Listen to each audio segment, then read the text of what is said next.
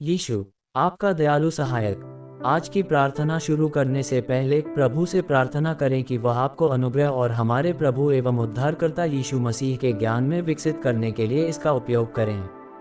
यीशु ने जो किया है उसके कारण हम सभी, उनमें विश्वास करने वाले, एक दूसरे के प्रति उनकी याजकीय सेवकाई में भाग लेते हैं।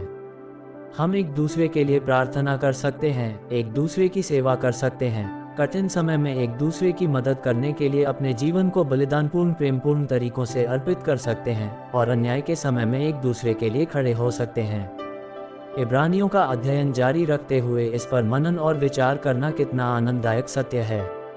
हमारे होठों से की गई स्तुति भी एक याजकीय उपहार हो सकती है जिसे हम प्रभु को अर्पित करते हैं। इब्रानियों 13 का 15 से 16। क्या आपने आज उनकी स्तुति की है? एक याजक हमारे पापी स्वभाव और एक धर्मी, दयालु परमेश्वर के बीच खड़ा होता है।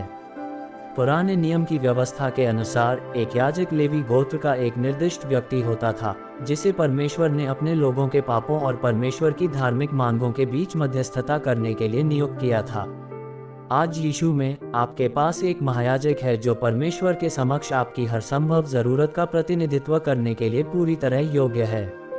और चूंकि यीशु एक मनुष्य के रूप में पृथ्वी पर चले, उन्होंने मानवता के दबाव और दबाव का अनुभव किया और बिना पाप किए सभी मानवीय प्रलोभनों में से सबसे तीव्र प्रलोभनों का अनुभव किया।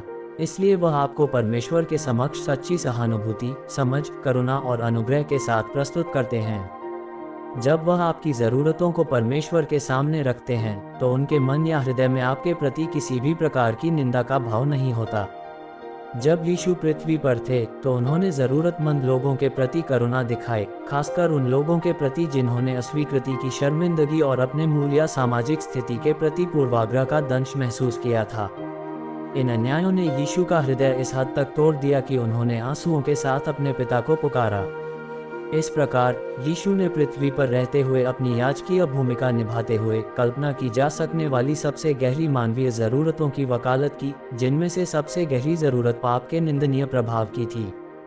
यीशु आपकी गहरी चिंताओं को भी समझते हैं, क्योंकि वे एक इंसान हैं। जब लोग दुखी होते हैं तो वे रोते हैं, जब आपको कोई बड़ा नुकसान होता है तो वे दुखी होते हैं, और वे हमारे उन मानवीय दुखों में शामिल होते हैं जो हमारी दुनिया में व्याप्त अन्याय और बुराई से उपजे हैं। शुक्र है कि यीशु अपनी सांसारिक सेवकाई में मानवीय पीड़ा और दर्द की तीव्रता से सुरक्षित नहीं थे, बल्कि ये चीज़ें उनका हिस्सा बन गईं जिन्होंने उन्हें हमेशा के लिए हमारा महायाजक बनने के योग्य बनाया। दरअसल इतने कठिन मानवीय संघर्ष, यहाँ तक कि अंततः मृत्यु को भी सहने के उनके साहस ने हमारे उद्धार की गारंटी दी। इब्रानियों 5 का 8। परमेश्वर चाहते हैं कि आप उन्हें और उनके पुत्र को गहराई से और निरंतर बढ़ती प्रतिबद्धता के साथ जानें।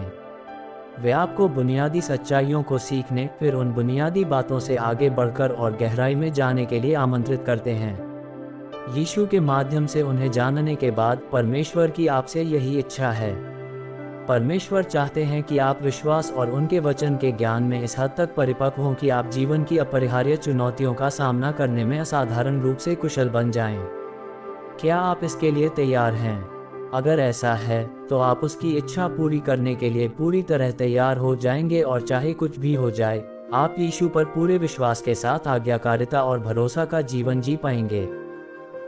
अक्सर जब हम प्रार्थना के बारे में सोचते हैं तो हम अपनी ज़रूरतों या अपनी परेशानियों के लिए प्रार्थना करने के बारे में सोचते हैं, लेकिन प्रार्थना का सबसे बड़ा अवसर दूसरों की खातिर परमेश्वर तक अपनी पहुंच का इस्तेमाल करना है। आपको अपने जीवन में किसके लिए परमेश्वर से प्रार्थना करनी चाहिए? 2. यीशु हमारे महायाजक और हमारे पापों के लिए बलिदान दोनों हैं। वह दोनों कैसे हो सकते हैं और हमारे लिए इसका क्या महत्व है? 3. पुराने नियम में बलिदान लगातार चढ़ाए जाने थे, लेकिन यीशु का बलिदान एक बार के लिए था। ये हमें अपने बारे में क्या बताता है और यह हमें यीशु के बारे में क्या बताता है? और ऐसे ही हर दिन का वचन सुनने और मनन करने के लिए बारली, पावरी, सितारा परिवार को सब्सक्राइब करें और मित्रों को शेयर करें। धन्यवाद।